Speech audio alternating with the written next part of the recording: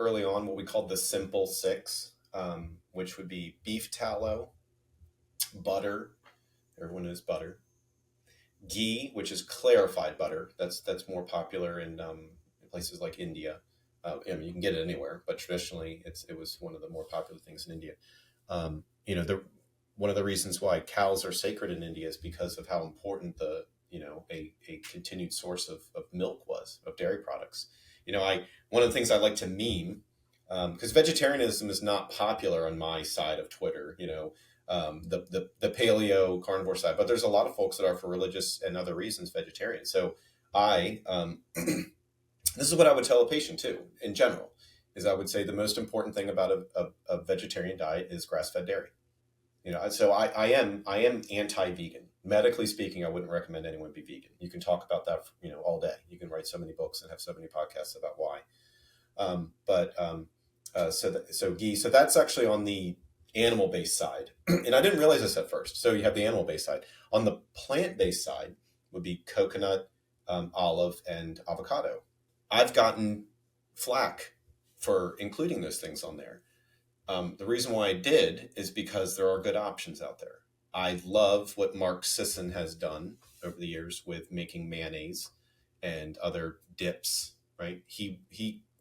Mark Sisson had Mark's Daily Apple. I think that was like 2007. That was like right when I found that world too, when CrossFit was getting popular. Kind of like the modern internet nutrition age was around that time, at least the ancestral health, paleo, animal-based diet side. And I think that what he did, if I was to meme it, have you seen the movie 300? When he throws the spear and it like cuts the guy in the face? It didn't kill him, right? Now at first when you saw that, you were probably like, oh man, he missed, right? But what's more important is that he showed that he could be hurt, right? But I feel like that him doing that was showing that it's possible, right? So you can go out and buy things that don't have seed oils in it, right?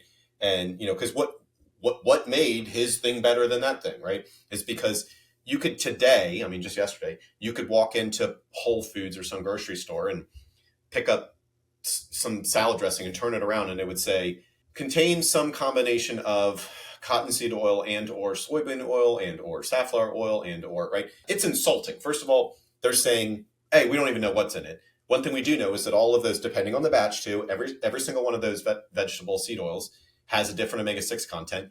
They don't even know what it is because they just make it, they put it in a pile, it's a commodity, and they don't give a crap.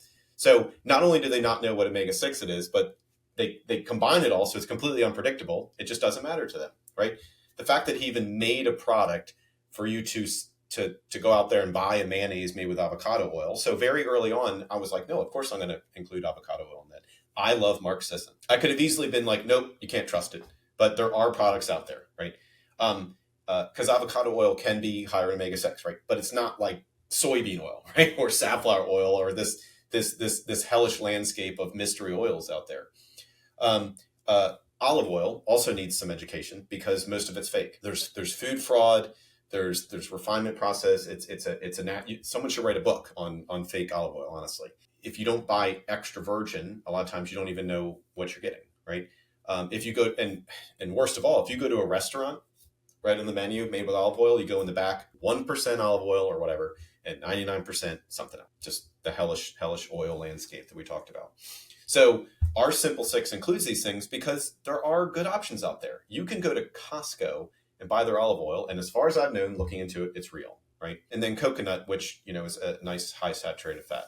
So we do, in general, we mean the Simple Six, which again is beef tallow, butter, ghee, and then coconut, olive, avocado. We do that because if you focus on these, you're staying away from seed oils. You're making better decisions with your the products that you're buying, and you're going to avoid that. And I would simply say that if you are just going out to dinner, going to restaurants, and just ordering things, you are inviting disease into your life. That's the world we're living in, because even casual, you don't realize that just eating seed oils on the weekends, how much you're actually eating, right? It's like, what was it? 5 tablespoons daily is average seed oil intake. There's this meme that I constantly share. That it's an infographic that this guy put together once, Jeff Nobbs, on his blog. like 100 ears of corn in 5 tablespoons. So if you go out to like a Mexican restaurant, you have a margarita, you're hanging out with your friends, you eat your, 2 bowls of chips because you're just hanging out, right? Do you know how many ears of corn you just ate, right? So, it's like if you compare it to the omega-3, it's like, can you imagine eating French fries cooked in fish oil? No, because you would throw up because the taste is rancid. But for some reason with seed oils and the way they process them and deodorize them and everything, they're not as unpalatable, right? You can actually get through it. But, it's easy to overdo. And so, that's why I don't eat at Chipotle. It's the easiest diet that I've ever stuck to because I've developed this. I mean, part of making the memes was Coke because it was the diet I'm doing, right? But I never go, oh man, I really wish I had those seed oil fries or those seed oil chips. I don't miss it. Now, I do eat, if it's in something a little bit and it's already low fat, there's times when like famously, I always joke about how I go to Five Guys and get the burger. They're like, oh, do you get the bun? Yes, I get the damn bun because I'm sick of not getting the bun. It's a low fat food item anyways. There's probably more polyunsaturated fat in an egg. I want to meme this for the average guy, right? Or the average person, the average family. Yes, I would love it if Five Guys didn't have soybean oil in the bun, right? But, I'm not trying to be like food Nazi on this stuff, right? But I'm not ordering the peanut oil fries. I haven't had a peanut oil I haven't had a seed oil fry in like 3 years. Because I think it was the end of August of 21 when I went full in. The irony of going to med school and I went away from all of the good health advice from my own personal use. It was about 2021 where, I realized I was hypertensive. I had high blood pressure. Actually, no, because I wasn't living in this house yet. But, I was sitting at my desk, taking my blood pressure at home, and I couldn't get my systolic. That's the top number under 130.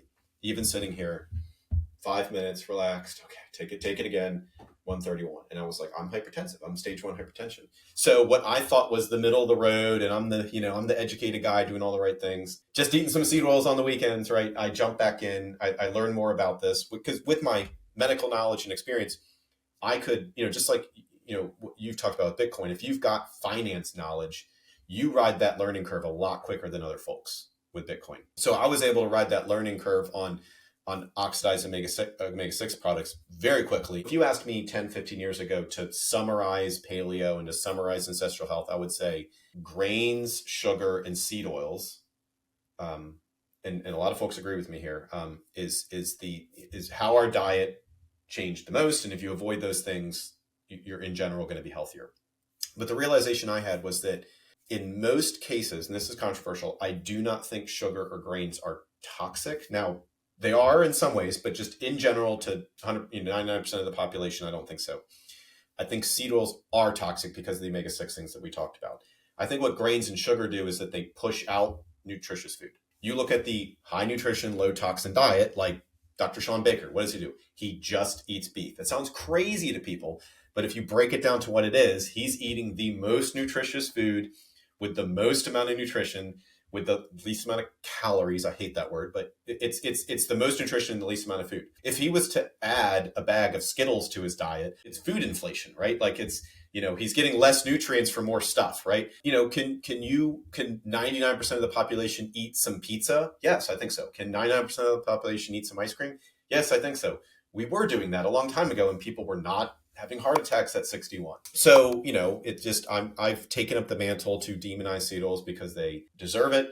And everyone needs to understand that a low omega-6 diet is one of the majors. If you like that clip, then you definitely got to check out this next spicy clip. I think you're really going to like it. Come on, check it out.